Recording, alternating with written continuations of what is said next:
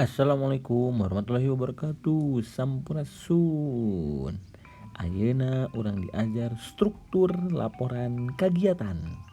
Sistematika laporan kagiatan nyaeta hiji jejer, dua waktu jeung tempat, tilu pamilon jeung calagara, opat kasang tukang, lima pedaran, genep panutup.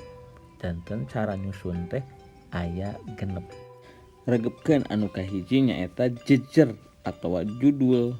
Contona Kemah Pramuka Manhiji Kota Sukabumi. Anu kadua nyaeta waktu jeung tempat. Contona Sabtu Ahad tanggalna taunna terus tempatna di mana di Salabintana contona. Terus pamilon calagara. Pamilon teh peserta contona 300 urang peserta didik kelas 10. Calagara panitiana 50 urang anggota Pramuka Manhiji Kota Sukabumi. Teras deui kasang tukang. Ari kasang tukang teh latar belakang.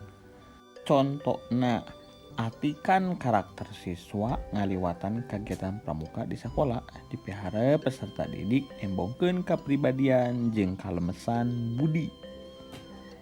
Lanjut deui nyaeta pedaran atau penjelasanna kagiatanna.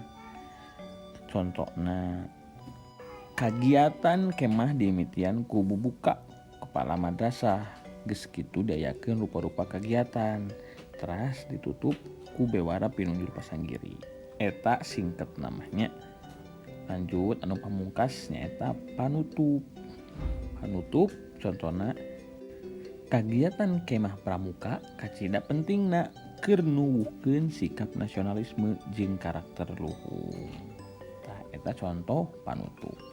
Pami urang ngadamel laporanna lengkapna kawas kieu. Tah nya judulna naon, teras tu pamilon calagara, waktosna, kasang tukang, pedaran, sareng penutup. Tah kitunya gampil. Hatur nuhun mugia kahartos sareng ilmuna barokah. Hatur nuhun. Wassalamualaikum warahmatullahi wabarakatuh.